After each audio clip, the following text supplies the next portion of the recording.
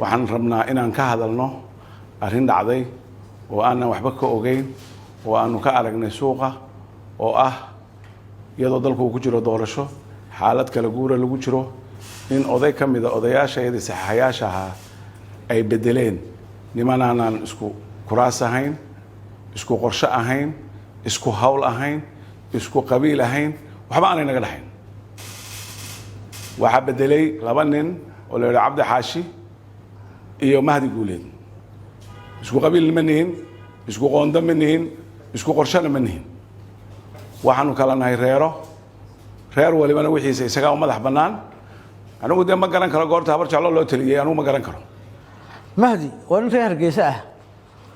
annaguna waxaan nahay niman reer Barya wax sababaan isugu nimaadna ma jirto isku deegaan ma nihin isku qolob ma nihin isku dal wax alla wax naga dhaxayn karaa ma jiraan dawlad buu ka tirsanaa dawladda anigu matalaad baan ku leenahay wasiiraan ku leenahay kuwaas anaga dawladda anigu matalaad wax alla wax lagu matalaa ma jiraan sabab uu kursiga cid kale uu kala bedelaana ma jirto awoodna uma leh mid sharci iyo mid reeratuna ma leh والله يا باهي نمك اللي وحنا قرية أيوه هذه وين رأي هو سوي كذا ما أنت لأنك وحدين قرية وحين تودي ده اللي رجال ما يعني وارث الوارث يابله مركب وحنا لنا أنت بس عنيسه ما دي عدونته بس عنيسه وكذا قال منا وحكست نقاط وكذا قال منا habar jeclo dad wax loo yeeriyana ma dad wax loo magacaabana ma dhaqan baan leenahay aqoonyahan baan leenahay wax garad baan leenahay ganacsataan leenahay dad inta warqad wax ku soo saarto ay shaqeynaysa ma kuwa waxa relief ka dhiganaya xumad jabinta ka dhiganaya waxaan leeyahay haday hore u shaqeysay dib u shaqeyn mayso ee dadkiina ku soo noqda dibna ugu soo noqda dadkiina wax weydiista hadii ilaahay wax ka siiyana waa heli doontaan hadii kalena si dadka caadiga ah noqon doontaan isku dayday inaad beeshii weyneed ee habar jeclo adiga iyo kuwan annaga magaca nagu matala laakiin aan macnaha badan sameeyeen inaad warqad noogu soo qortaan inaan reerka iyaga kamida waa waxaan ku soconayn dhici mayso habar jeclo waxba looma soo qoro kaliya boqor kule habar jeclo xamar oo cuqaale oo ganacsato leh maxaad ku keentay inaad intaad qaadid warqad aad meel ugu soo xariiqtid hal qof taasi waa godob aad ka gashay habar jeclo waan kaaga fadhinaa inaad miiska wada hadalka noo soo fadhiisatid xaal golojeeda ka bixisay ugu dambeynna kulanka waxa ka hadlay boqor maxamed jaamac cumar waxa uu tilmaamay inay tahay arintan wax aad loogu xumaado waxa uu ku tilmaamay nasiib darro tii ugu xumayd arintan arin sax maaha waa arin qalad ah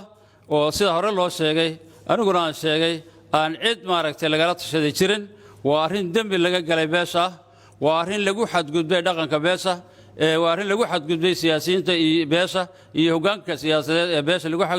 xadgudbay guud ahaan beesha lagu xadgudbay weeyaan waxa leeyahay rag xadgudubkaas sameeyay waxa u furan in arintaas ay ka bixiyaan apologies ayaa u furan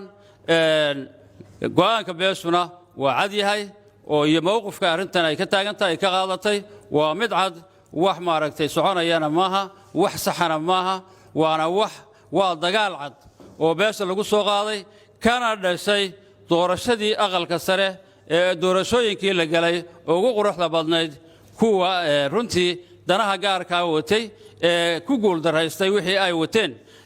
waa arrimo ay soo maleegeen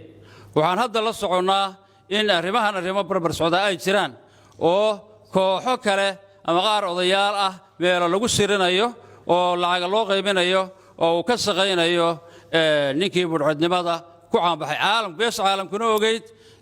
Soomaaliduna og tahay cid walibana og tahay uu ka shaqeynayo iyo kuwa luuqyo madow kala soo hadlaya oo iyagana aan cadeyn doono oo doonaya inay dibindaawiyaan sumcaddana ka xumeeyaan doorashada qabsoontay iyo soo socota carqaladeeyaana doorashada gobolada waqooyi iyo Soomaalida u qabsoomi doonta dhawaan insha Allah taala maxamed cismaan daahiye Somali Cable